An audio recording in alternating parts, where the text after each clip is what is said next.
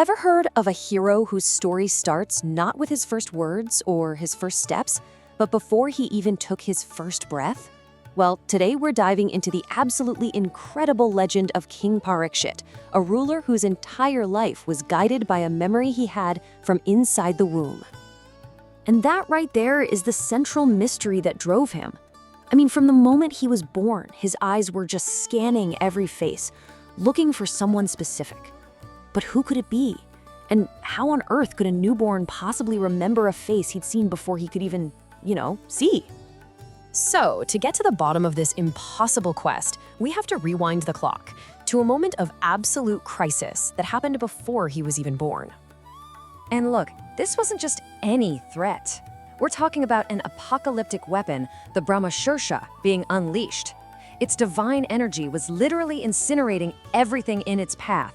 And its target? The last heir of a royal dynasty still developing inside his mother. In that moment of certain death, with absolutely no way out, something, impossible happened. A protector showed up, not outside, but right there, inside the womb itself. And get this, the memory was unbelievably detailed. This wasn't some vague feeling or a flash of light. Oh no, the unborn Parīkṣit saw a person, just the size of a thumb, with skin the color of a dark storm cloud, wearing clothes that shimmered like actual lightning, and a crown of pure gold. And in his four hands, he was holding a mace that blazed like a meteor. The power this being had, it was just effortless. He started circling the unborn child, swinging that mace, and the energy of that divine weapon, a weapon powerful enough to destroy worlds, was just neutralized. It dissipated as easily as fog vanishes in the morning sun. Just incredible. So his job was done. The child was safe. And just like that, the mysterious being disappeared without a trace. All he left behind was this one powerful image, burned into the memory of the soul he had just rescued. Okay, so the child is born, healthy and whole, but the story is far from over. The greatest astrologers in the entire kingdom were called in. Their job? To read the stars and figure out the destiny of this miracle child. And what they found? Whoa, it was staggering. You see, his life wasn't just saved by a miracle, it was destined for something truly epic. The sages declared that this boy would grow up to be a king for the ages. They didn't just say he'd be good. No, they went way beyond that. They compared him to the absolute legends of history. They said he'd protect his people like the great King Aśvatthāmā, be as truthful as Lord Rama, and as generous as King Shibi. And his archery, it would rival Arjuna's. His devotion would be as rock-solid as Prahlada's. I mean, the bar was set impossibly high. But here's the thing, it wasn't all good news. The prophecy had a flip side, a really dark and super specific warning. They didn't just foretell how he would live, but also exactly how he would die. From the bite of a serpent, sent as a curse from a sage's son. This whole incredible story, this duality of a miraculous birth and a fated end, it's all perfectly captured in the two names the king would eventually be known by. His given name was Vishnu Rata, which means gift of Vishnu, a beautiful name to honor the divine protector who saved him. But the name he became famous for, the one everyone remembers, was Parīkṣit. And that name means the examiner, or the searcher. So why that name? Well, it's because of what he spent the rest of his life doing. And boom, there it is. That's the answer to our first big question. As a newborn, as a kid, and later as a king, Parīkṣit was constantly studying, examining, and testing every single person he met, all driven by that pre-birth memory. His entire life was one long quest to find the divine face of his savior. All right, so there you have it. His life is saved by a miracle. His future, both the amazing and the tragic parts, is all laid out for him. King Parīkṣit is ready to begin his reign. And his survival, it was about so much more than just one kid's life. You have to remember, he was the sole heir. He was the only one who could carry forward the legacy of his heroic Pāṇḍava ancestors. His birth wasn't just a new chapter. It was the one thing that stopped a great story from having a tragic final ending. And that really leaves us with a heavy question. King Parīkṣit lived his life knowing he was destined to be a great hero, and also knowing the exact, unavoidable way he was going to die. It makes you think, right? If you knew your highest potential and your ultimate fate, would that free you up? Or would it just paralyze you? His story doesn't really give us the answer, but it definitely gives us the question.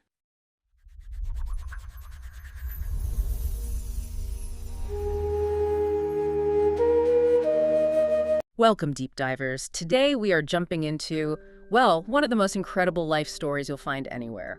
The story of King Parīkṣit. That's right, he's the successor to the Pāṇḍavas.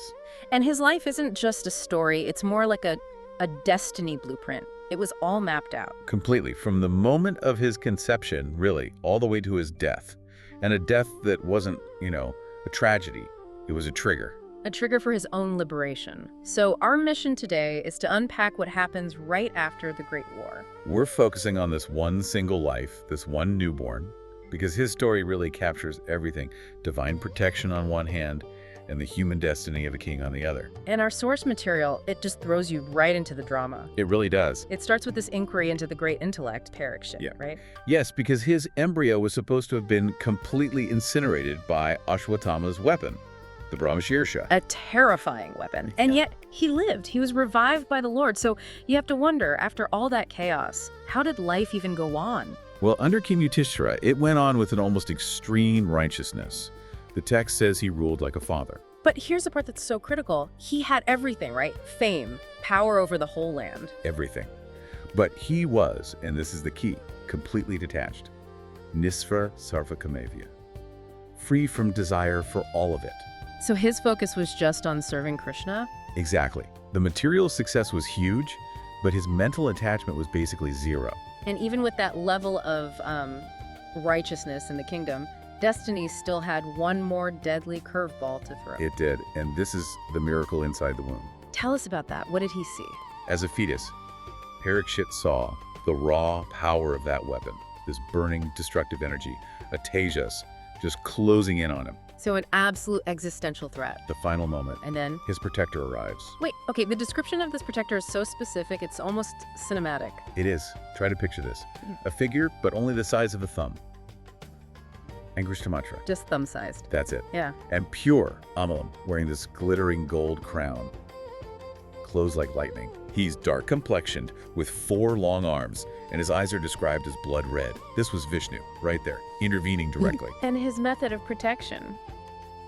It's just as amazing. He's holding a mace. Yes, a Gadapani, and he's revolving it all around the fetus like a meteor, like a fireball, an ulka. And that just gets rid of the threat. It dispels the weapon's heat completely. The text says he sweeps it away like the sun dispelling frost. That is an incredible image. It is. This tiny divine figure, Hari, the protector of Dharma, just erases the threat.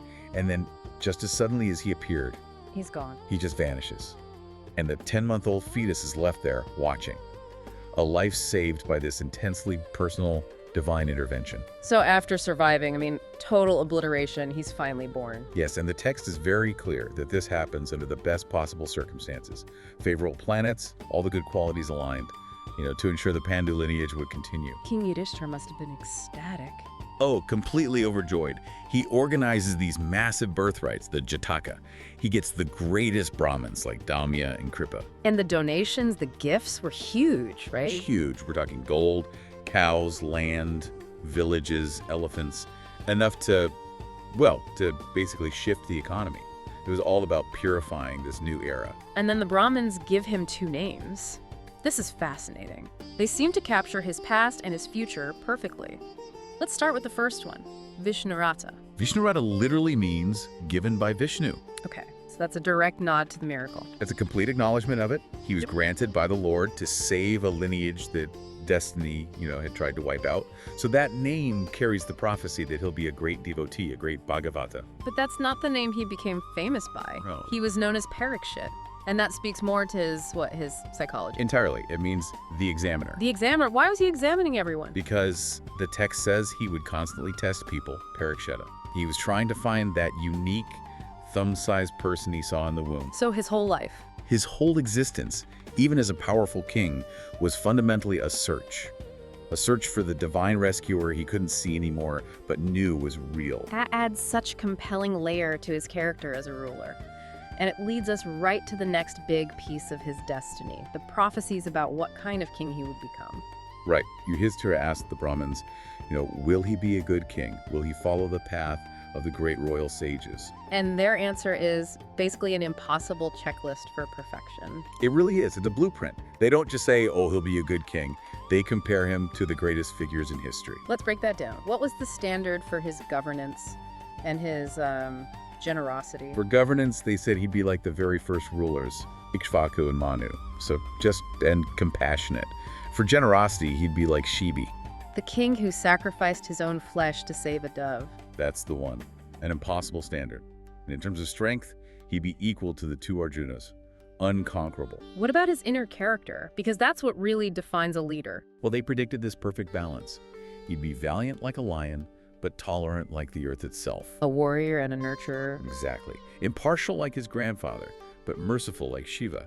And above all, spiritually, he'd be utterly devoted to Krishna, with the unshakable devotion of someone like Prahlada.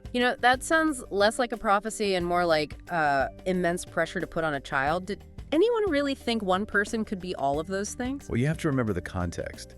His job, his prophesied role, was to be the restrainer of the Kali Yuga. To hold back the darkness. For the sake of Dharma. This wasn't just a political position, it was a divine assignment.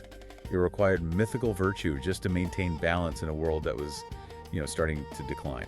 And he grew quickly, the source says, like the moon waxing. He did. But before this new era could really start, the old one had to be properly closed out. Yudhiṣṭhira had to perform an atonement. For the sin of the war, the Dhanatidroha, the kinslaying. A profound sin. To neutralize it, he performed 3 horse sacrifices, the Vajrayametas. And there's a fascinating detail about the money he used for this. Yes, it was pristine wealth.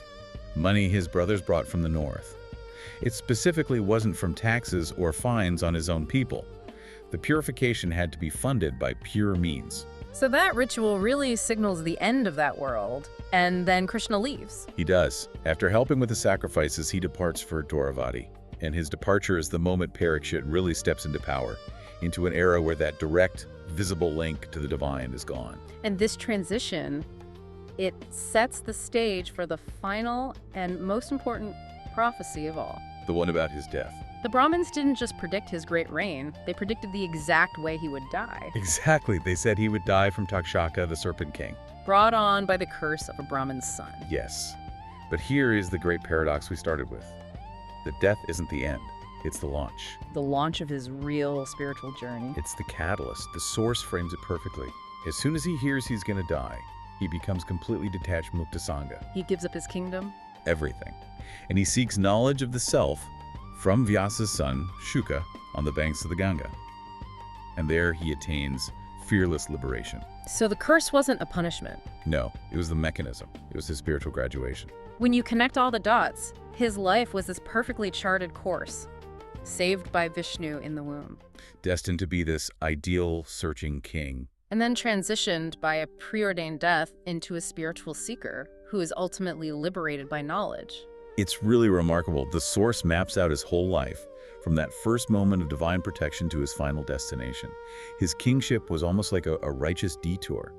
The spiritual end was always the main plot. And the text makes sure that you, the listener, really get the stakes here. His birth was a miracle, his reign was a model of perfection, but his true purpose. His purpose was fulfilled in that transformative knowledge-seeking week right before his death. Which brings us to the final thought we want to leave you with. The Brahmins predicted it all. His life, his deeds, and the very specific way he would die. So, if the ultimate goal of Parīkṣit's life was spiritual liberation, was moksha, what does it say about destiny when his death by a curse is prophesied not as a failure, but as the absolutely essential catalyst for his success? Was his whole life as a king just setting the stage for those final 7 days of teaching on the Ganga?